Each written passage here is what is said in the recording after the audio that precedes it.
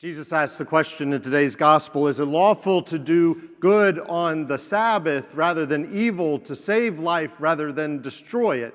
And I think that sets up for us an idea that it is always good to create, to give life, to save, to help, while it's also sometimes easier to tear down, to put down, to destroy, to make life harder, right, for others. It's in the kind of dichotomy or that choice between good and evil. Often it seems like it's a lot easier to do the evil, to get out of something, instead of trying to put in the work and the effort to create something good, right? When I was in Boy Scouts as a kid, we used to have a lot. My scoutmaster had a lot down on Nolan Lake. And so we'd go down every summer for a long weekend, or 4 or 5 days, and we'd set up tents on his lot, and there would be some folks that went fishing. How many of you like to fish? Yeah, so they'd go fishing, and some folks would just go swimming in the lake. How many of you like to swim? All right, very good. And then some would go water skiing. How many of you like to water ski? All right, very good. So those were the main things that we did, as well as fixing meals and cooking and doing, sometimes we'd clean up around the property and do other things. And one day, a lot of the group was out. They were either fishing or swimming or going water skiing. And I was down on the beach, which was all rocky, right, and around the lake. And we were down there, and I saw this rock laying on the ground. Now, it's about 6 feet long. Everybody say that's a big rock.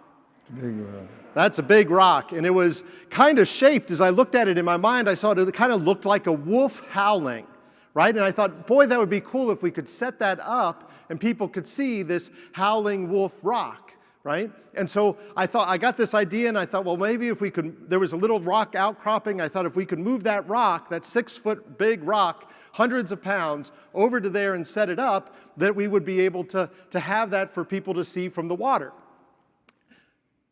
But it was hard to move, right? It was a big rock. And finally, I kind of asked for some help, and one of the parents was an engineer.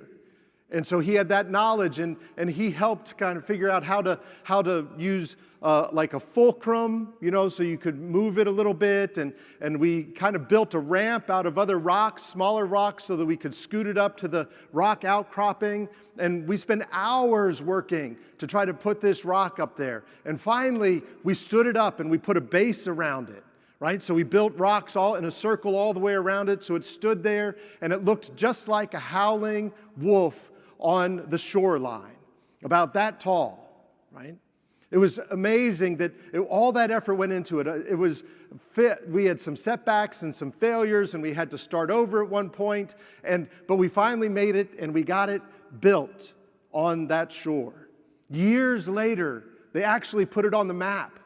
They put it on the map saying Howling Wolf Rock, so that people who were on the water navigating could know where they were based upon that rock that was standing. About 10 or 15 years later, where they'd go back and shore up the base of it because it had gotten loose, but it still stood there. There was a lot of effort that went into creating something that was really cool, right? When we do good, we are putting our effort into creating something.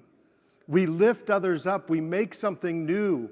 Instead of tearing it down, instead of destroying, you know how much easier it would be to go and push that rock over than it was to do the hours of work to get it set up?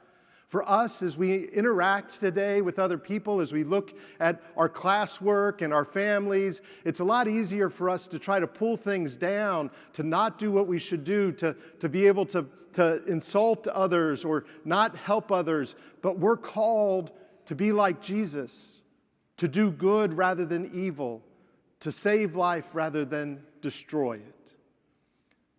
God Himself gives us that power. He gives us that goodness in our own hearts. He's given us the Holy Spirit so that we can be His presence for others, so that we can do good, that we can create, that we can give life, that these are things that reflect God in Jesus Christ for us. And His life comes into us in this Eucharist so that we can do that today. As you go through today, as you try to interact with other people and you go through your classes and then you go home later and all those things are happening, think about that choice. Will you do good or do evil? Will you save life or destroy? Will you build up or tear down? And make the choice to be one who lives like Christ, who gives life, who saves life, who builds up, who creates. That's the choice before you today.